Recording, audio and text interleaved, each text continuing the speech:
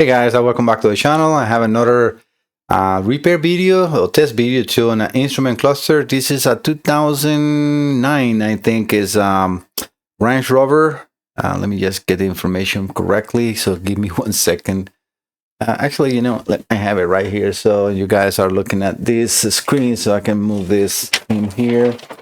Let me get the reading from the page. So this is from Team McQueen in Kentucky. And it says that it's a 4.2 liter supercharged. Doesn't tell me what it is, but let me see. 3, 6. So yeah, it is a 2009. If I remember properly, it's a Range Rover 2009. It says it's losing communications with multiple modules and no crank, which is very common. This is a very common situation on this instrument cluster. This is the page that you guys will download if you go over to my website. So let me put this in here for the entire part of the video, so you guys will be seeing it shortly when I move the capture over to the screen or into the Sony A7S3. So that will be that capture. All right, so I got the cluster connected, and as you see, it's on. All right, so let's see first if we can establish communication. This is very common. They sometimes come on in here, and that also happens on the car. Comes on and it's intermittent, no communication. Sometimes there's no communication at all, and they're dead. This is not the case on his. So let me move you over to the screen. I have. Let me put this in the corner so you see that instrument cluster all the time. So. And here we're going to go over to the scanner. I have the SUS connected to via the dongle, right? So let's go into Land Rover.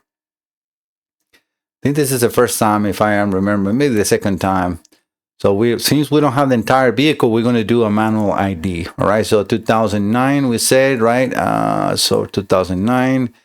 And here, this really doesn't matter for me. I can select an LR3 or a Range Rover. They all use the same cluster. So let's select the Range Rover just because of what he said. And as far as, it's a 4.2 liters. So I'm going to select at least that correctly. All right, so in here, we're going to go over to the instrument cluster. Let me see what I find it.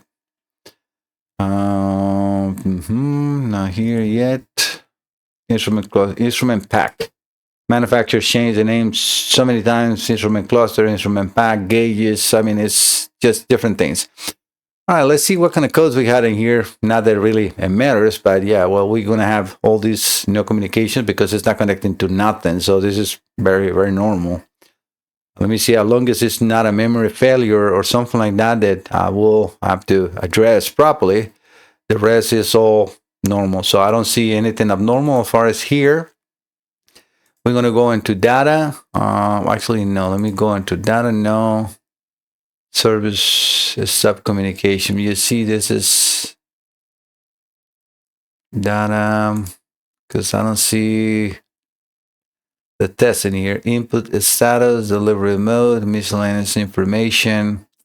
And this is probably why I don't use this. It's kind of weird because I thought, or maybe I'm in the code. No, this is not.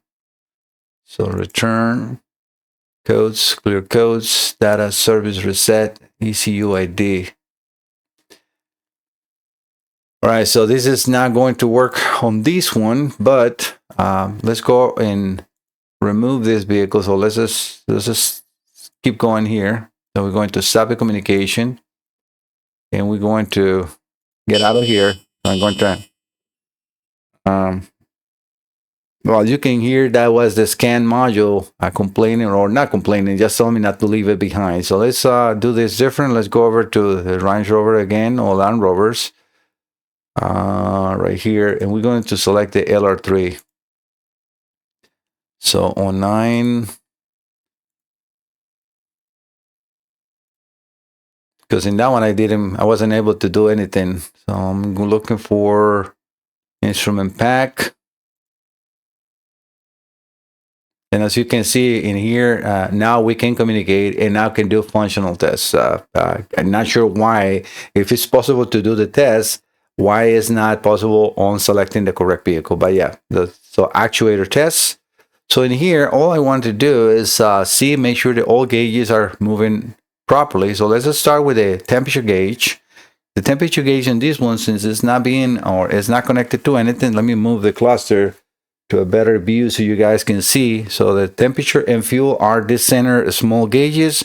Then we have the speedometer on the right side and the tachometer on the left side. All right, so we're going to do the temperature. And since nothing is connected, the temperature is all the way to the top, and you can see that red light right where that little red light is right here. That is the temperature gauge.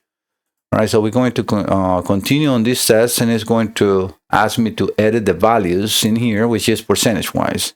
So let's go over to 50%, and we're going to click OK. Let me move this a little bit this way so I can see that better. I'm using the mouse on my lap, or on my leg, so a little hard sometimes to do that. And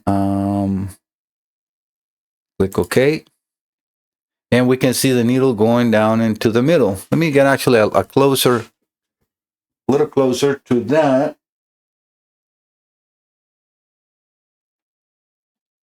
Perfect. Like that, you guys will be able to see better. That was a little too far away. All right, so we can exit here, and that should make the needle go up, and it did. All right, so let's do another one. Let's do the fuel gauge. Again, I'm just trying to make sure that we can communicate properly to the gauge and that everything responds, to see if we have a problem onto any of the gauges or anything else that I need to address when I perform my repairs, right? Because this is definitely a very common situation. Right, so let's do the fuel. Yeah, the needle. Let me see if it's close to the middle. A little on the low side, but that is something that I need to take in consideration, because again, all these needles are set to the vehicle, and I don't want to change that, because as vehicles age, positions of needles will do, and that doesn't mean it's wrong. That is the way the car is. All right, so I'm going to exit in here. All I'm doing in here is making sure that all the needles move. All right, so let's do the speedometer. And we're going to do the same thing. We're just going to select, and I go into 120, all those values, we can select anything we want. I'm going to put 50. The reason I use 50 is because then I can see if the needles are off or not. So let's go over to the speed, and that looks pretty good right in the middle. All right, so let's do the final one that I always do is the tach. Continue. And we're going to do the same selection. This is very unique to Snap-on. On the top down and on the Autel is a little different. I like this one better because it gives me 50%, and the top down and the Autel and the tachometer, it gives me like a 51.25%, which is a very weird reading. All right, so we're going to do that, and it is in 50%. Hopefully you guys can see the needle right there, and look at that there. It is pretty good. All right, so we're going to exit here. So yes, team, I can definitely see that all lights and everything is working properly, and this is just a normal repairs, and that's what I'm doing in here, because this is just a normal repairs, which is, you know, soldering the entire board, the microprocessor, the memories, the EEPROMs, and etc. There are, you know, this is the problems on these boards for this is cold solders, and they are the ones that give all these gremlins on the LR3s and on the Range Rover. I have repaired probably 1,000 of these instrument clusters already by now, and they all have been 100% success rate. All right, so let me do the repairs. If you want to see how this is done, I have also playlists on these Land Rover's LR3s, which I'm going to include this video in there, where you can see the cluster taken apart, and the areas that are always the problematic areas in the solder that I do. I always, in my repairs, obviously replace major components like drivers for voltage regulators, capacitors, and diodes, so I can give my customers a warranty. And that's what I always do. I don't show into every single repair just because I don't want to make the video too long. I hope that you all understand that. But yeah, so my goal is in here to show the customer the before and after in this cluster. Again, it's a very intermittent problem of communication. Again, this is, and I'm very certain that with this we will repair the car, no doubt about it. But I always do this test before to make sure that nothing else is in there, because I have customers that have sent me the clusters and they don't express that portion that maybe one needle or something is not working, and I want to make sure that I test that too when I send it back is fully operational. All right, guys, I'm going to stop the video and I'll be right back just to do this pre-match test, because I want to make sure that the needle positions and everything is in the same way. So I'll be right back. All right, guys, the repair is ready. So let me get you over to this capture. We don't need to go as close, so let me move a little further out. I can move this way so we can see, the team can see his note in there and his key. All right, so got this scanner on the screen. Let me power this up first. Okay, so we can just power this up. My cluster is up and running. Normal sound, all is good in there. So let's go down to the screen recording. Yep, everything is in there. All right, so let's do the same thing again. This is just a normal repair. So I'm going to do the ID of the cluster, 2009. And we're going to go over to, you know what, let me check, because I selected the 4.2, which is exactly what this is. This is based on the big number. But let's see if I select a 4.8 and it lets me do the instrument cluster. I'm just trying to see if it shows up nope. You see on the Range Rover area, that's not letting me do any of the tests that I can do if I select an LR3. So just going to get out of here. 1 second, guys. Sorry, I took the time in that, but you know, I want to show what is there or not. So if you have a Range Rover, you can just manually select the same way I'm doing in here, because you can do this in the car and it will work exactly the same way. Just don't do an automatic ID, because if you do an automatic ID, it will take you over to the specifics, right? So, but you can go into LR3 and select the only option in there, and go into the instrument pack, and we will be where we were before. And this is on pretty much on Snap-on only. This is probably a glitch on their software, because if I'm able to do it here, I should be able to do it in the other one too. All right, so let's do actuation test. And we're going to do the same thing as before, just to make sure that everything is in the correct position. Starting with the temperature gauge. We're going to select the same thing. I'm going to do a few on this time just to make sure that everything is moving properly. All right, so let's take a look at the gauge on the temperature. Let me get you closer. Too close, right?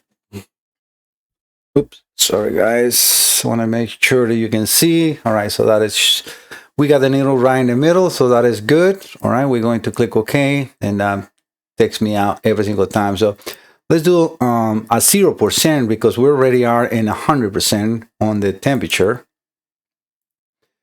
So let's do 5%, which is the minimum we can do. And then click OK again. And we can see the needle going down to cold, which is good. Right? We're going to click OK. We're going to do two tests on each fuel gauge. Just going a little quick so we can, I don't have to hold you forever on these just tests. All right, so 50%, that looks okay. Exit okay, we'll do the same result on here. So let's do now the maximum we can do on the fuel gauge, which should be 100%, yes. And we click on that, and that is definitely on 100%. Hopefully you can see it. Yes, you can.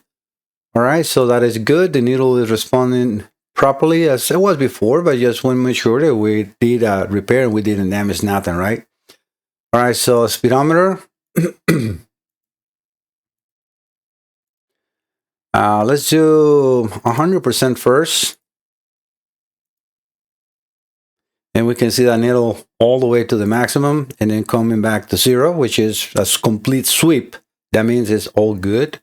But let's do one more time, or another one, not just one more time. Let's do another one again on this one, and I'm going to select a different percentage. Let's do 20. And we're going to click that. And we are a little over 30 miles an hour. Again, all is good.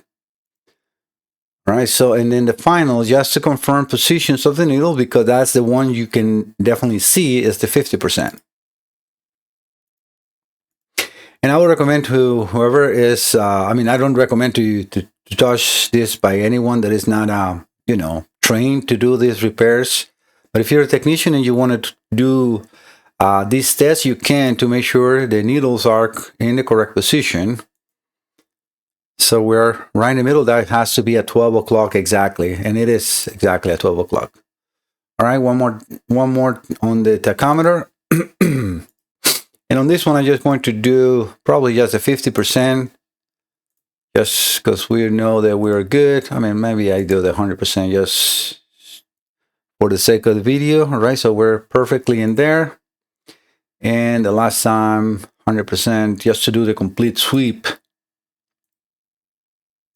Make sure that it's not a stock or anything. And this is important to do the 100% so you can see the needle going up and down fully. And we are definitely there. And let's just click exit and it returns to 0. All right. Okay, team. So this is, again, a completely successful repair. Your instrument cluster is ready to go. I will be contacting you shortly to collect payment and send this back your way as soon as possible. For all that has visited the channel, thank you so much. If you want to help my small business, subscribing to the channel will really, really help my small business. Sharing the videos. By just you watching the videos, this helped me a lot. So thank you so much for all those watching the videos. See you next time. Bye-bye.